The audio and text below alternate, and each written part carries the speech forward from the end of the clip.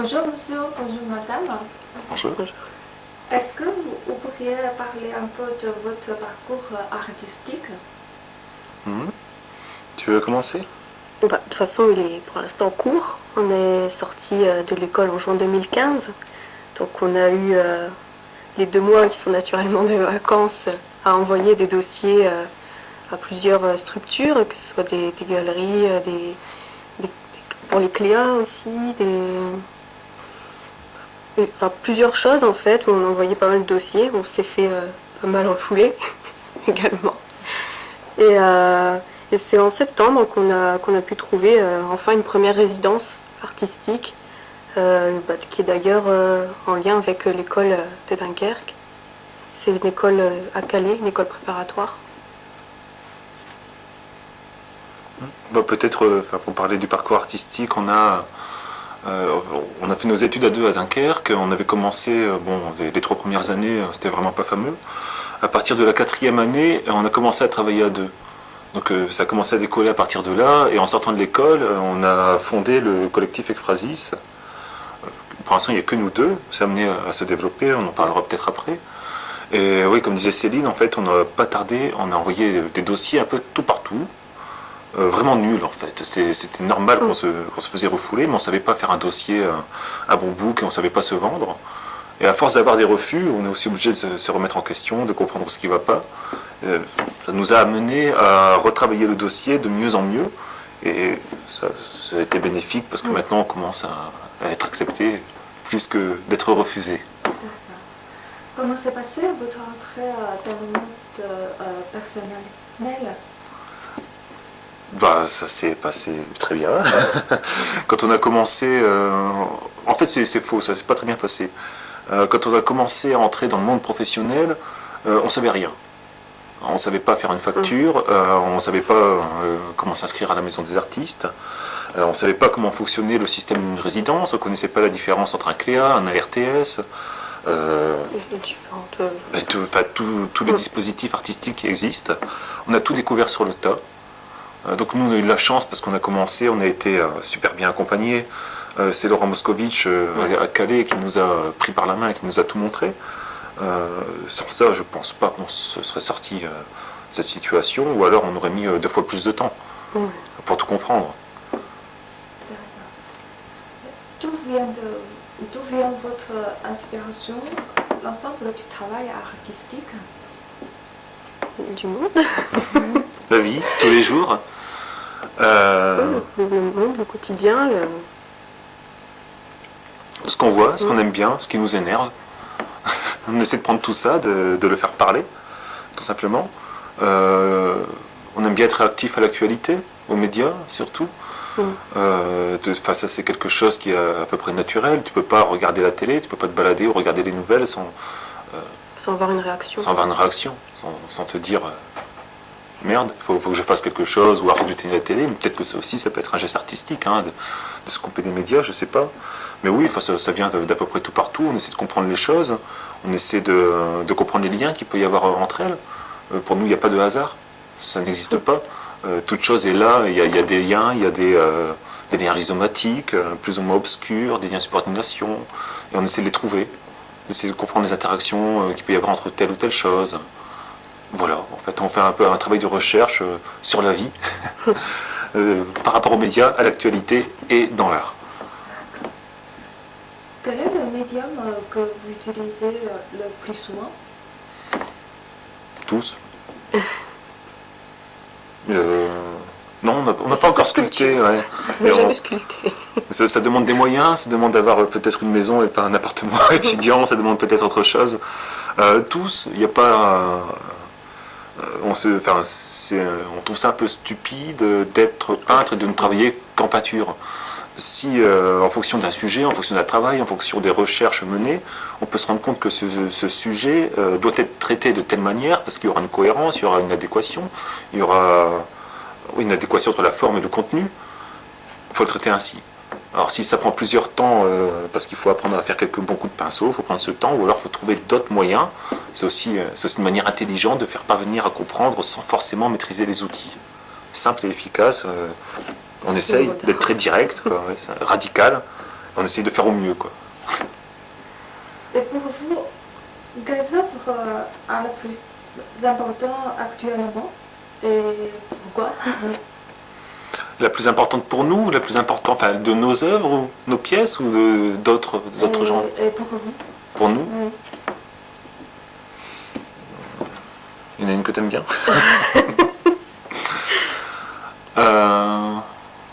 Je sais pas, moi je mets pas de différence. On va dire, il n'y en a pas une meilleure ou une plus importante, mais il y en a des plus ou moins abouties. On n'a pas vraiment de problème, nous, à revenir sur des pièces, à les retravailler. Quand bien même on les a déjà montrées, elles ont déjà été exposées avec un titre, même si c'est des vidéos. 2 mois après, on peut se dire, en voyant d'autres choses, en découvrant d'autres artistes, en voyant d'autres choses n'importe où, on peut se dire, ça va pas, il y avait un doute qui subsistait, on peut la refaire mieux. Et on revient dessus. Donc il n'y a pas de meilleure, de plus importante, il y a peut-être des aboutis et des pas totalement. Est-ce que vous pourriez nous raconter vos impressions sur votre dernière résidence à Calais, résidence, travail? C'est-à-dire... Nos dernières impressions. Oui. Oui. Alors Calais, ça a été un choc. On était arrivé, on sortait donc de l'école. On a fait 2 mois de vacances, mais qui n'étaient pas des vacances puisqu'on envoyait les dossiers. On avait fait un texte qui était notre mémoire sur le fait divers criminel. Et il y avait cette résidence à Calais. Donc nous on était pressés d'y aller en fait. Pour cette résidence, il y a eu un appel à projet qui nous demandait justement un projet à faire sur le territoire en fait. Et donc nous on s'est dit tout pimpant, allez on va travailler le dur, il y a les migrants, le camp de migrants à Calais, on va faire quelque chose dessus, on va foncer dans le tas. Et on a passé 2 ou 3 semaines sur Calais, on a été visiter diverses choses, dont le vrai choc. On a trouvé l'endroit où étaient enterrés les corps de certains migrants qui essayaient de passer et qui étaient renversés, écrasés, etc. Et c'était affreux en fait, c'était un carré de terre, de sable, boueux, rempli d'eau, marécageux presque, tout retourné avec juste des bâtons, des numéros. Et parfois une petite tasse d'enfants, des choses comme ça, comme pour repérer en fait certains endroits. Et on s'est dit non, on peut pas. En fait, on peut pas travailler comme on voulait le faire. On ne pouvait pas en parler frontalement comme on faisait d'habitude, finalement. On avait toute la prétention du jeune âge. On se disait on peut attaquer ça. Ça y est, on est des durs. Bon, quand tu te retrouves face à ce cimetière, tu te sens pas légitime. T'as pas envie de traiter ça en 2 mois, tu sais pas qu'est-ce qu'on fait, alors on va lever le poing, on va gueuler, ou alors on va aller pleurer, être dans le pathos. Mais en fait, il n'y a peut-être rien à faire. C'est pas un sujet qu'on peut traiter en 2 mois, alors ça fait des années que ça dure là-bas. Et c'était pas possible. Bon, voilà. On a décidé de faire un pas de côté et de faire plusieurs autres pièces, mais qui fonctionnaient comme une constellation d'artefacts, qui avaient tous comme dénominateur commun Calais. Donc on a fait un petit pas de côté pour parler de la situation, en restant très évasif, quoi. Ça nous semblait beaucoup plus correct pour nous d'un point de vue artistique, peut-être humain, simplement. On aimerait bien peut-être un jour travailler là-bas, mais en 2 mois c'est pas possible.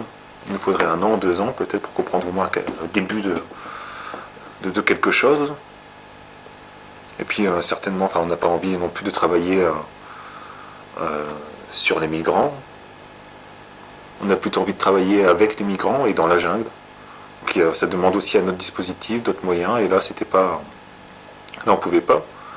Et après, on s'est aussi posé la question, peut-être la plus importante, c'est celle qui jalonne un peu tout notre travail aujourd'hui, qui est la question de l'image. Pourquoi faire une image? Il y a tellement d'images qui existent, tout partout. Dans le monde artistique, sur les réseaux, sur Internet, à la télé.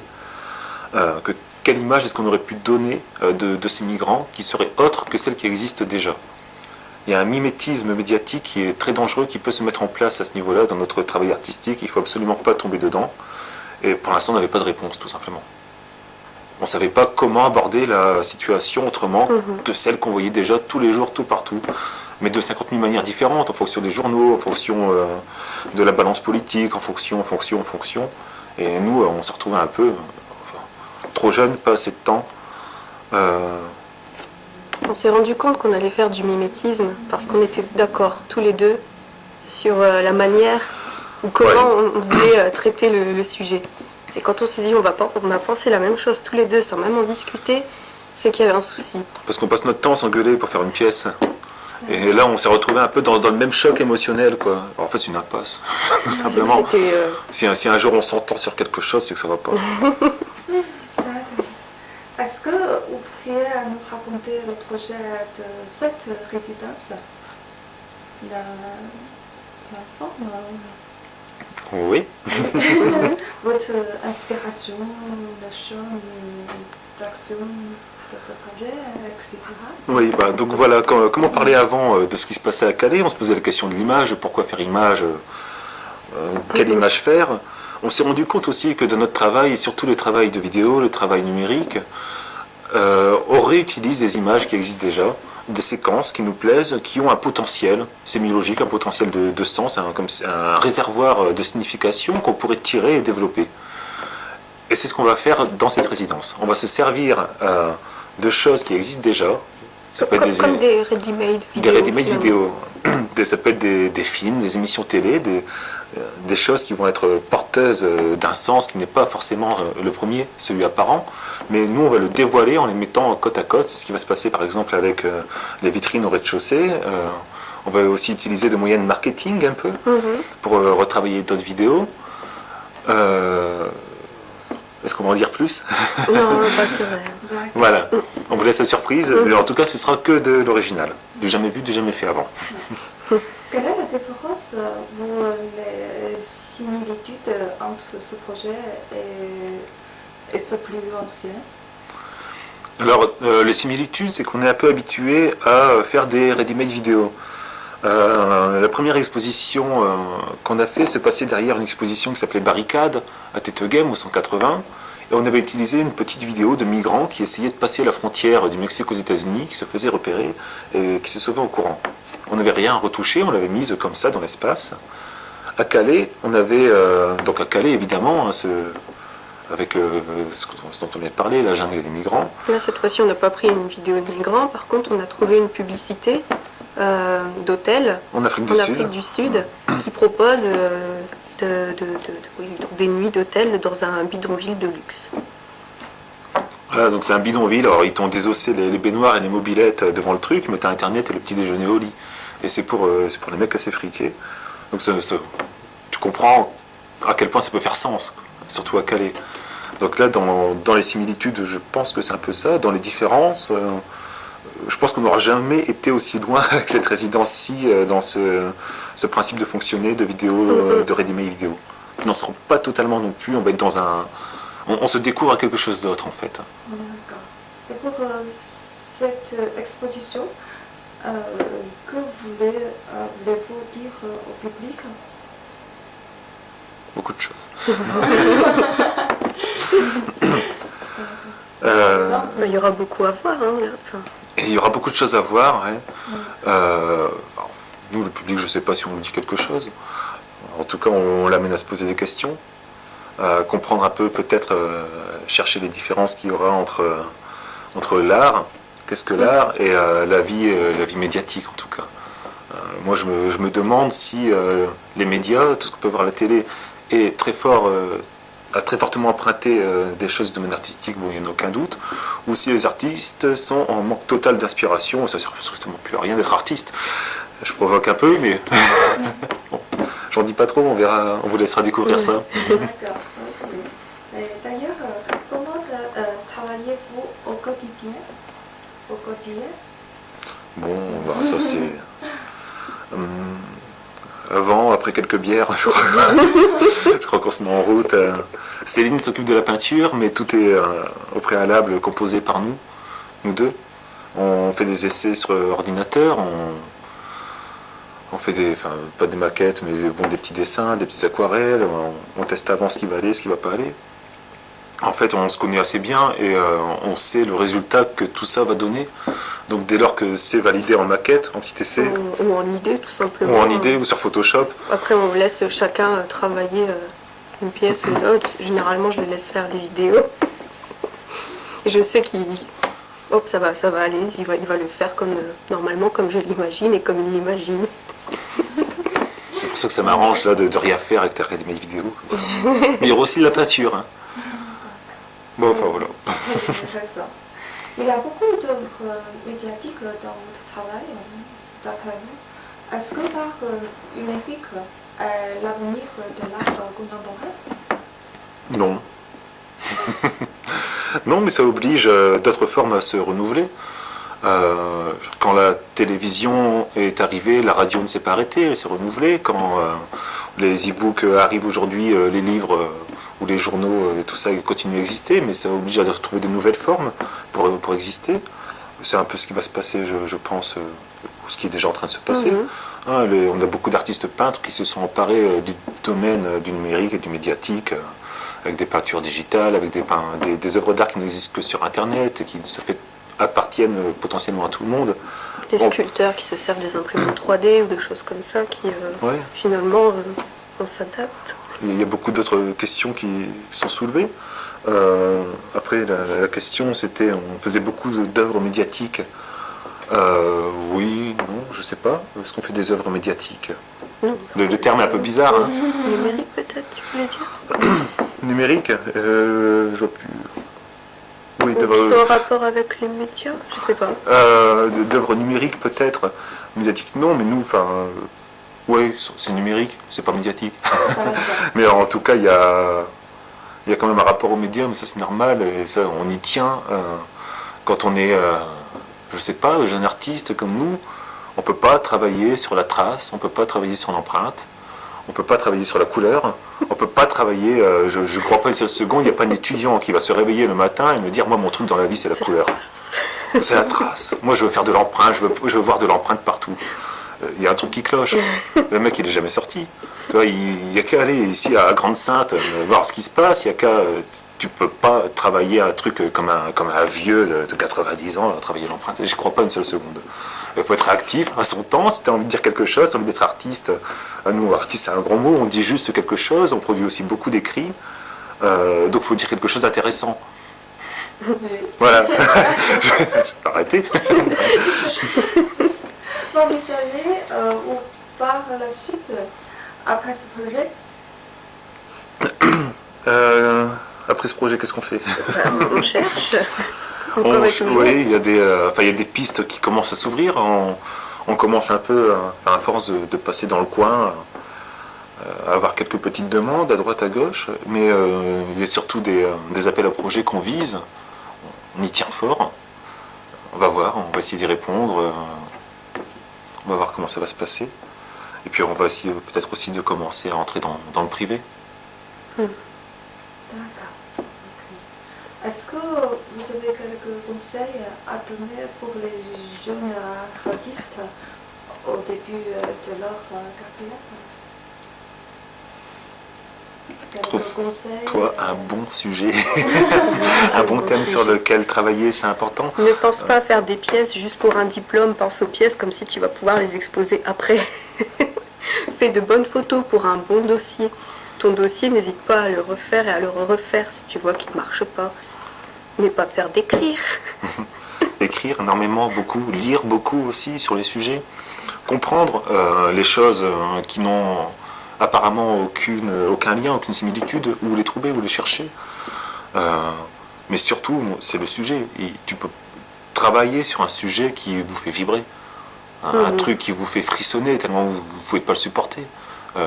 Ça faut se voit mettre ses sur les mains dossiers. dans un Quand trou on a noir, vu quelques faut dossiers, torturer ces choses-là. ça se voit énormément, des dossiers où on sent que finalement il n'y a pas d'idée, pas d'âme, pas d'envie sur ce sujet Il faut particulier. être motivé. Ça se sent quand ça a été forcé, peut-être par une école, par les enseignants. Ça se sent trop, ces choses-là. Il faut vouloir, quoi. Ouais, je sais pas s'il faut faire ça par amour ou de l'art comme un exutoire, ou peut-être faut pas faire d'art du tout. Je sais pas, mais en tout cas, il faut travailler ou vivre dans quelque chose qui t'anime. Que ça fasse du bien ou du mal. Ou si tu arrives à mettre les deux, c'est très bien. Mais c'est le seul moyen d'être vraiment efficace, quoi. D'accord. C'est très très agréable. Merci beaucoup. J'en prie. Merci. Merci beaucoup.